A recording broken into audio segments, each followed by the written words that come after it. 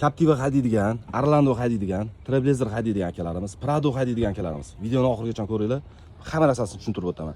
Joyi kelsa, iltimosga ham, zakazga ham olib kelib berolmaydigan sidinamizdan nalichida bir dona ulgurib qolinglar. Masalaga tushuntirib o'taman. Oldi orqa yurishi, elektronniy bel yotib turishi, orqa balandpast bo'lishi, oldi balandpast bo'lishi, bel yotib turishi, payishning qoplari, podголовныйgacha elektronniy. Kerak bo'lsa akalar, payishning qoplari ham hammasi ishlaydi. Massajlarigacha ham bor. Mana dizaynni bitta baho berib qo'yasizlar. Mana buni bilganlar bilishadi. Toza qimmat italyanskiy Alicantaridan ishlatilgan. Chetlari mana bunaqa napa ko'ja bo'ladi. Xuddi orqada o'tirgan odam ham rostlagasini o'zini biznes klassida his qila oladi.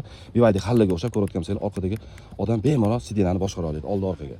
İki tomoni elektron. Orqada bilasizlar, Captiva'larda oldi orqa yurmaydi. Bularda oldi orqa yuradigan salaskasi ham bor. Belli yotadi, xudo xolisa. Mana bu qora, mana bossanglar, patsaganchik joyi ko'rayotgan bo'lsangiz mana. Patsaganchik joyi qora bilak bilan ishlangan. Salonda ham bir o'zgacha turadigan sidinalardan bittasi. Akalar 1800, 2000 dollar sotilgan sidina narxini 850 dollar qilib berib yuboramiz. O'zingizlarning eski sidinalarga zaminga olsanglar ham bo'ladi. Ham joylari ham xuddi Mercedes Brabuslarga o'xshab podголовныйлari qishlaydigan. Eng navoroti, akalar sidinaning eng navoroti. Ulgurib qolinglar. Joyi kelsa, e'tiborni zakazga olib beramiz. Narxi, yo'l kirasi narxi qimmat tushib ketgani hisobiga zakazga chiqmaydi akalar. Sal qimmatroq ketib qoladi. Skalatimizdan chiqib qoldi. Ulgurib qolinglar akalar. Nalichida bir dona.